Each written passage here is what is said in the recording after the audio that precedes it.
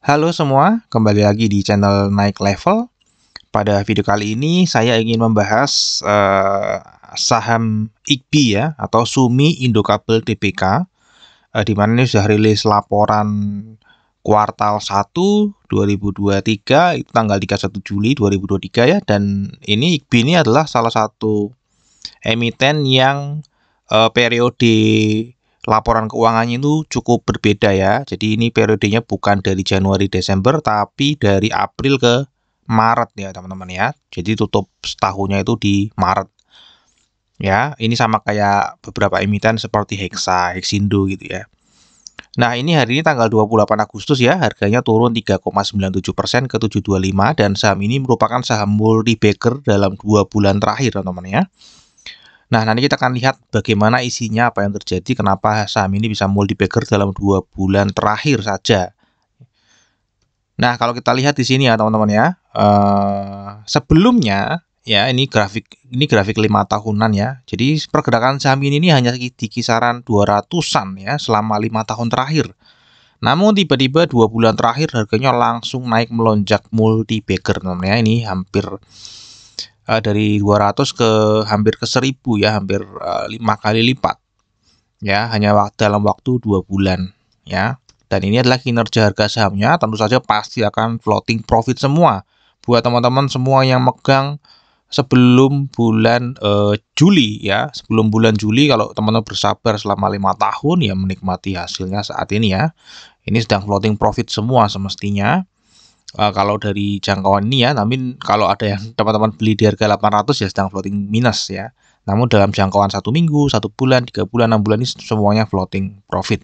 Ya, untuk year to date sendiri di tahun 2023 itu sudah naik 245%, jadi sudah multi bagger juga ya. Nah, ini harga tertingginya pernah ke 970 dalam setahun terakhir dan terendahnya 196. Jadi ini dari 200 hampir ke 1000 ya, hampir 5 kali lipat. Oke, nah sekarang kita akan bahas nanti di video ini saham IGBI ini adalah saham apa, kemudian kinerjanya seperti apa, kok bisa naiknya multi bagger, kemudian nanti kita cek dari seasonality juga, kita akan cek dari bandarmologinya juga, dan terakhir kita akan cek teknikalnya ya, kira-kira arah harga sahamnya akan kemana ke depan. Oke, kita mulai aja ya, ini PT Sumi Indokabel ya. Nah, ini dia seperti judul dari perusahaannya ya, industrinya adalah kabel dan perlengkapan listrik. Jadi ini memproduksi ya teman-teman ya, memproduksi konduktor, kemudian kabel listrik, kabel kontrol, kabel telekomunikasi, kemudian ada kawat otomobil juga ya, dan aksesoris kabel. Ya ini sudah lama ya, sudah dari 1981, jadi sudah lama sekali. Namun baru melantai di bursa tahun 91, itu pun juga sudah lama ya. Harga IPO-nya 4950 ya, ini kalau saya cek ada pernah stock split 1/4 tahun 2016 sehingga harga saat ini 725 ya, betul ya. Ya betul, 725 dibagi dengan harga IPO dibagi 4 itu ya kira-kira kalau teman-teman beli dari harga IPO sampai hari ini dipegang terus itu asetnya teman-teman tinggal sisa 58,6% di luar dividen ya. Nah, ini adalah produk-produknya teman-teman ya. Saya juga kurang paham, ininya adalah kabel-kabel ya, kabel-kabel yang digunakan ada fiber, ada kabel buat internet, kabel listrik. Ya, ini ada konduktor. Ya, ini kabel-kabel apa ini? Seperti ini ya, saya juga kurang paham. Mungkin teman-teman ada yang lebih paham masalah perkabelan di sini ya, teman-teman ya, daripada saya. Ya, jadi inilah produk-produk yang dijual oleh perusahaan ini ya, teman-teman ya. Nah, sekarang kita akan masuk ke kinerjanya ya teman-teman ya. Kalau kita lihat ini meskipun sudah listing lama, namun saya kurang paham kenapa di Stockbit itu datanya kurang panjang ya. Terakhir itu 2016 ya, biasanya 12 tahun ke belakang. Tapi oke, kita pakai data yang ada aja ya. Kalau kita lihat di sini pendapatan IGBI, itu cenderung naik ya. 1, 2, 3, 4, 5, 6, 7 tahun terakhir ini cenderung naik. Ya, laba kotornya pun juga naik ya. Sebenarnya ini pandemi cukup terpukul ya, pendapatannya terpukul. Laba kotornya juga, kemudian 2020 juga merugi ya, teman-teman, merugi, 2021 masih merugi. Namun 2022 ini sudah pulih ya. Jadi ini adalah perusahaan yang pulih kinerjanya dari pandemi ya. Kalau kita lihat tadi ya teman-teman ya, kalau kita lihat dari sisi harganya sebenarnya pada saat 2016 ya, 2016 sebelum-sebelumnya ini ya sebenarnya profitnya sama ya teman-teman ya. Kalau kita lihat justru 2016 ini profitnya jauh lebih tinggi daripada 2022. Ya, namun tadi apresiasi harganya cukup tinggi ya di tahun 2023 ini ya. Meskipun sebenarnya memang ini pulih, namun sebenarnya belum lebih bagus daripada profit 2016. Ya, cuman karena ternyata perusahaan ini bisa bertahan, jadi ekspektasinya ini perusahaan yang bagus. Labanya juga lumayan besar. Ya, peningkatannya dari rugi langsung pulih ya, langsung pulih. Ya, jadi ekspektasinya tinggi sehingga harganya terapresiasi cukup tinggi. Ya, dan ini adalah struktur pendapatannya kalau kita lihat di sini cukup stabil ya. 93, 94 ya, HPP-nya stabil. Laba kotornya juga stabil di kisaran single digit ya, 5 sampai 6. Ya, laba usahanya ya ini yang kadang positif, kadang negatif ya. Negatifnya di pas 2020. Jadi karena ini cenderung stabil, jadi tergantung pendapatannya. Kalau pendapatannya naik, otomatis ke bawahnya akan ikut naik ya. Namun kalau pendapatnya turun seperti 2020, maka otomatis labanya akan ikut turun. Ya, jadi kira-kira seperti itu. Oke, sekarang kita lihat ya performance di kuartal 1 2023 ya. Jadi di sini kuartal 1 2023, namun di judul video saya judulnya kuartal 2 2023 ya. Karena untuk menyamakan persepsi bahwa ini sebenarnya kuartal satunya IGBI ini adalah bulan Juni ya. Beda dengan emiten pada umumnya yang kuartal satunya itu adalah Januari, Februari, Maret. Ini kuartal satunya adalah April, Mei, Juni, teman-teman ya. Jadi saya nyebutnya kuartal 2 di judul, namun di sini kuartal 1. Sebenarnya sama per Juni ya, teman-teman ya. Nah, kalau kita lihat ya, kuartal 1 ini masih lebih tinggi dibandingkan kuartal 1 tahun-tahun sebelumnya. Jadi secara pendapatan ini mulai meningkat di tahun 2023. Ya, laba kotornya pun meningkat cukup drastis ya teman-teman, cukup drastis ya, ini tertinggi selama kuartal 1 2023 ya. Dan kemudian laba usahanya juga ini tertinggi di 2023 ini, dan laba bersih juga tertinggi di selama kuartal 1 2023. Jadi ini juga termasuk salah satu faktor yang mengapresiasi harga sahamnya naiknya cukup tinggi. Ya, kalau kita lihat selama kuartal 1 ini juga cukup stabil, namun ada yang beda di sini ya, yaitu HPP-nya itu turun cukup drastis ya. Ini yang menyebabkan laba kotornya naik cukup signifikan ya, hampir mendekati double digit, mendekati 10%, yang sebelumnya tuh jauh dari 10% ya. Tiba-tiba HPP-nya turun dan laba kotornya naik ya. Laba usahanya pun juga tiba-tiba ada di angka 5%, yang sebelumnya tuh selalu di bawah 5. Ya, laba bersihnya juga ini tertinggi ya, 4,4%. Nah, kalau kita lihat ini pendapatannya ya, yang di mana kuartal 1 sebelumnya ini 50 juta US dollar, kemudian ini di kuartal 1 2023 60 juta US dollar atau naik 25,2%. Jadi pendapatannya naik cukup signifikan di tahun 2023 ini. Ya. Laba kotornya pun naik 233,5% tadi. Kenapa? Karena HPP-nya tadi secara persentase turun 90% ya, yang biasanya cuma di kisaran 94%. Ya, jadi antara dua ya, antara harga jualnya kabel naik atau harga bahan bakunya atau turun gitu ya. Antara dua itu. Ya, kemudian laba usahanya yang dulunya dari 0 ke 3 ya, ini karena ini dibulatkan single digit ya US dollar ya. Nah, kita lihat aja teman-teman ya, dari laporan keuangannya aja biar kita tahu ya. Jadi laba usahanya itu dulu 78.000 US dollar, sekarang jadi 3,2 juta US dollar ya. Nah, ini laba bersihnya ya naiknya 24.000% ya, laba bersihnya ya, dari 11.000 US dollar menjadi 2,6 juta US dollar. Jadi naiknya sangat signifikan ya, 24.000%. Ini yang menyebabkan sahamnya langsung terkerek naik ya. Salah satunya ya, jadi ini bukan faktor satu-satunya, tapi salah satunya adalah adanya katalis positif dari laporan keuangannya, di mana peningkatan laba bersihnya itu naik 24.000% dan pendapatannya ini naik ya atau sudah pulih dari COVID.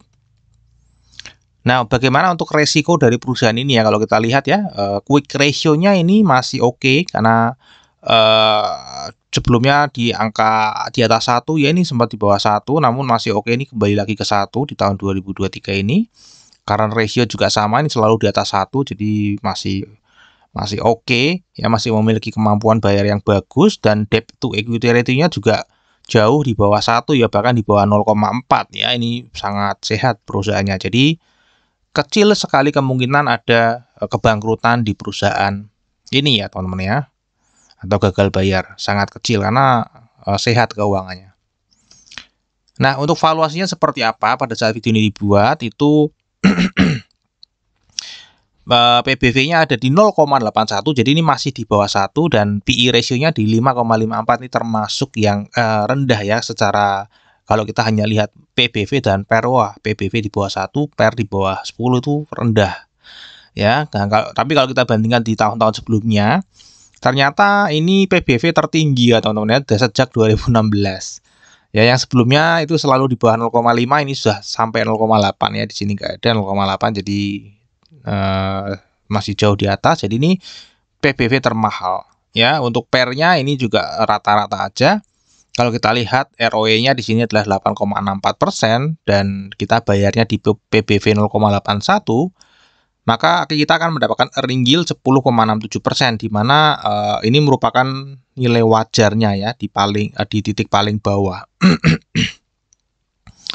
Ya, jadi ini adalah nilai wajarnya di titik paling bawah. Tadi harganya berapa ini? Saya lupa. Harganya saat ini 725 ya. Nah, harganya saat ini 725. Nah, ini teman-teman ya, book value-nya pada saat ini adalah 892, dan ini adalah nilai wajarnya menurut earning yield 10-15%, yaitu di PBV 0,57 sampai PBV 0,86.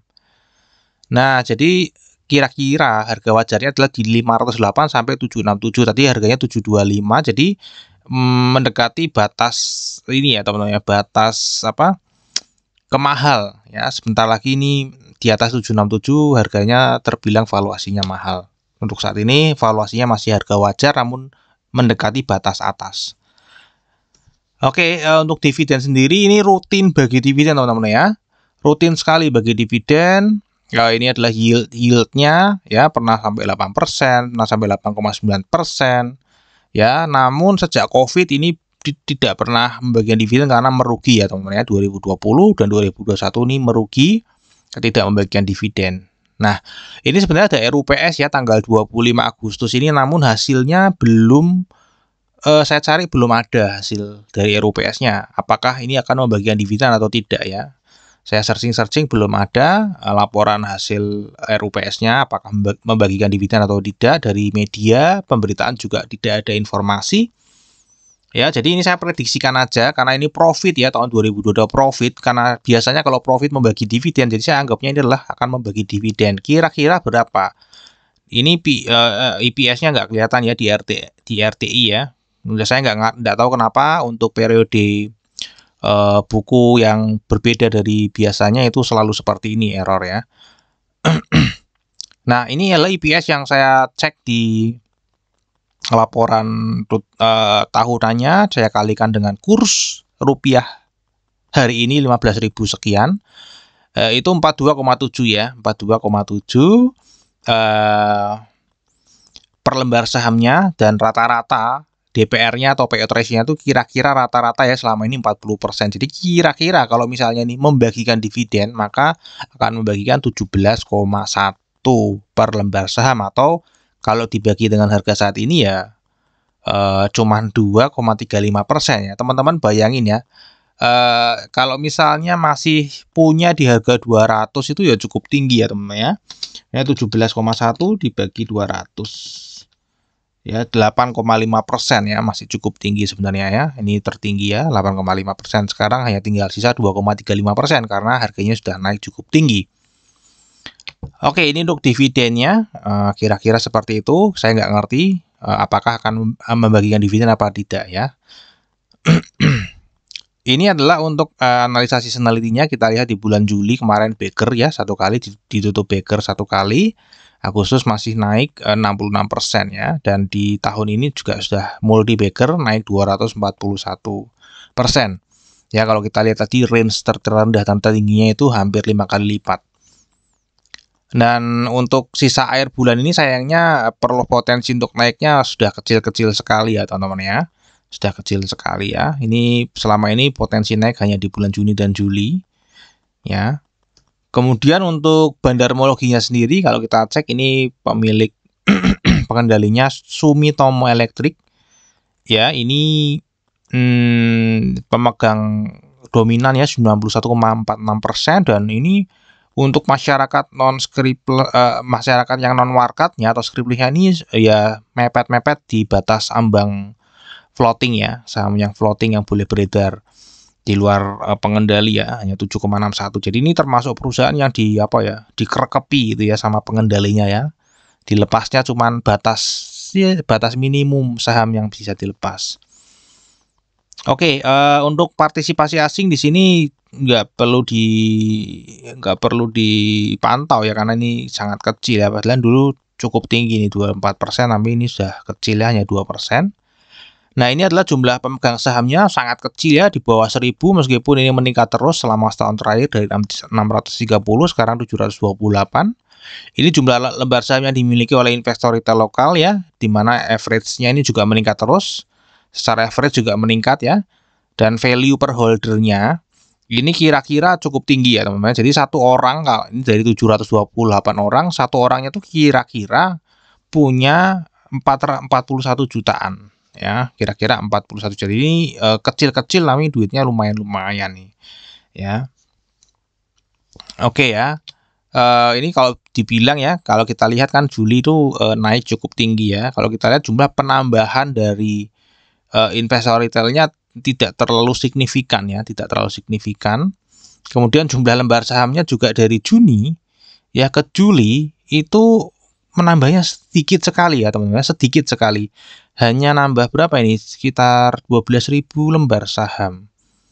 Ya, hanya 12.000 lembar saham. Jadi kemungkinan sih ini penambahannya ini, jadi penambahannya sejumlah retailnya ini ya yang masuk kecil-kecil ya, dari bulan Juni ke Juli ini masuk investor retail yang kecil-kecil sekali ya. Sehingga ini mengurangi average-nya dari 44 juta mengurangi jadi 41 juta. Ya. Namun ini pemegang-pemegang lamanya ini holder-holder yang lumayan besar. Ya, yang baru masuk ini yang kecil-kecil ternyata. Nah, ini kalau kita lihat di sini teman-teman ya, ini detail perpindahan sahamnya. Ini saham yang floating ya hanya 125, kemudian ini bertambah ya. Artinya ada yang merubah ya, karena ini enggak ada corporate action right issue atau stock split atau apa gitu ya, tapi sahamnya bertambah, artinya ada yang warkat itu berubah mungkin ya jadi non warkat, seperti itu kira-kira. Nah, ini nambah ya. Kalau kita lihat di sini lokal ID itu sudah naik ya teman-teman. Ini sudah naik loh. Sudah naik bahkan sebelum harganya multi Baker, dan pada saat Juli harganya multi Baker justru malah tidak bertambah kepemilikan sahamnya. Kalau kita lihat di sini ya, nah ini kan benar ya, nggak nambah-nambah, tipis sekali ya. Biasanya kan kalau sudah naik tinggi sekali, ini tiba-tiba jumlah holdernya naik signifikan dan lembar sahamnya naik signifikan ya. Tapi ini enggak. Ya, ini sebelum kenaikan investor retail lokal ini, bahkan sebelum Juli ya. Mereka sudah ngumpulin di sini. Ngumpulinnya dari siapa? Dari corporate asing ya. Corporate asing ini membuang bayinya 11%. Ya, ditampung lokal ID dan sebagian oleh lokal corporate. Ya, jadi ini investor asing sedang buang barang di sini teman-teman ya. Namun kalau secara data ya ini sedang distribusi ya. Kita bisa mereka-reka, oh ini mungkin bandar memakai akun retail ya, nggak tahu ya. Tapi secara data ya ini memang distribusi ya, karena dari corporate ke investor individu lokal. Meskipun individu lokalnya tambahnya juga cuma sedikit sih ya, namun tetap bertambah. Ya, jadi secara overall ini masih distribusi. Ya, kemudian kalau kita lihat di bulan Agustus ini 1 sampai 28 Agustus secara grafik Ini pada saat harga naik di sini, ini kita lihat ya, volumenya langsung naik di sini. Ya, ini beli markup, kemudian ini turun, di sini dia jualan bandarnya, di sini beli lagi, di sini jualan. Nah, namun di sideways ini dia masih membeli ya, teman-teman ya. Masih membeli nih. Kalau secara grafik bandarmologinya. Namun kalau kita lihat dari bandar detektornya ini sedang terjadi big distribusi. Ya, big distribusi secara broker summary juga terlihat broker CP sedang melakukan big distribusi ya. Jadi ya saya simpulkan ini sedang distribusi juga di atas ini, dan perlu diketahui bahwa ini saham ini kena apa ya? Kena UMA ya dalam pemantauan khusus ya. Karena ada unusual market activities ya. Jadi ada harga yang melonjak tiba-tiba, namun kemarin dari perusahaan sudah menjawab ya. Nah, ini adalah dari analisa teknikalnya. Kalau kita lihat ya, ini bulan Juli di sini ya, bulan Juli di sini harganya mulai naik ya, bulan Juli ketika apa? Ketika laporan sudah rilis ya, laporan Juli, karena di tanggal 31 Juli laporannya naik ya. Nah, di sini ini sudah naik nih. Oh, sorry, ini belum laporan. Laporannya di sini 31 Juli di sini, non ya. 31 Juli di sini ya. Jadi ini sudah naik dulu, artinya sudah ada yang tahu ya, teman-teman ya. Wah, ini sudah ada yang tahu nih. Maksudnya orang yang tahu ya, orang yang kerja atau bidangnya di sini ya. Tahu ya. Kemudian di sini ini volume mulai naik. Kemudian begitu rilis laporan keuangan langsung terbang. Ya, terbang, koreksi, nih koreksi lagi, kena pemantauan khusus, ya, sideways dulu. Ya, di sini volumenya langsung tiba-tiba melonjak, ya, ini sudah mulai turun lagi ya. Likuiditasnya langsung naik 1,3 M per hari. Ya, nah kira-kira arah harga sahamnya akan kemana ya? Ini kan sedang naik dan ini sedang ranging ya, rangingnya di 670 sampai 800. Ya, saya prediksikan ini akan tetap ranging dulu teman-teman, karena ini dia dapat pemantauan khusus ya, mestinya dia akan ranging dulu ya di sini. Namun ke depan akan kemana ya kira-kira ya? Kalau berdasarkan tadi ini tetap akan naik teman-teman ya. Jadi mungkin bisa balik lagi ke 950, bahkan bisa break lagi di atas 950. Ya, berdasarkan apa? Tadi secara fundamental dia naik cukup tinggi, secara bandarmologi juga kepemilikan retail masih sangat kecil, jadi saham ini sangat mudah sekali untuk dinaikkan. Ya, dan retail kan kalau sudah di sini takut beli ya, sudah wah ini sudah tinggi sekali, takut beli, nggak ada yang masuk, dinaikin lagi ya. Supaya sampai wah nyesel kenapa di sini nggak beli, ternyata naik lagi, akhirnya belinya di yang paling tinggi lagi. Ya, kira-kira seperti itu. Kira-kira harga sahamnya ke depannya. Nah, ini adalah sahamnya.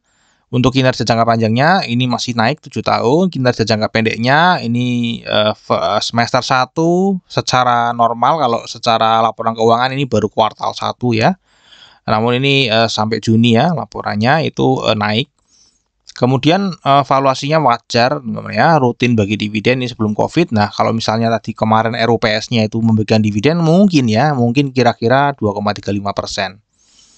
Ya, kemudian untuk seasonality, probabilitas naik di bulan Juni dan Juli, bandarmologi tadi secara data sedang distribusi untuk Juli ke Juli, kemudian 1 sampai 28 Agustus juga sedang distribusi, terakhir technical sedang ranging 670 sampai 800. Ya, kalau teman-teman tahu tadi di kuartal 1 2023 EPS-nya kan naiknya cukup tinggi ya. Jadi di tahun depan mungkin ya akan cukup signifikan ya, 40% dari 130 ya. Dividennya cukup jumbo kalau misalnya ini berjalan sesuai dengan annualize-nya ya, 130 dibekali 40%, jadi kira-kira 13 kali 4 itu 52 ya, 52 dividen di tahun depan, tapi itu masih lama, yang tahun ini aja belum ya. Oke, terakhir disclaimer ya. Jadi analisa yang saya bagikan di YouTube ini adalah analisa saya pribadi. Tentu saja juga bisa salah ya. Jadi teman-teman harus tetap wajib melakukan analisa sendiri ya. Jadikan video saya ini hanya sebagai second opinion.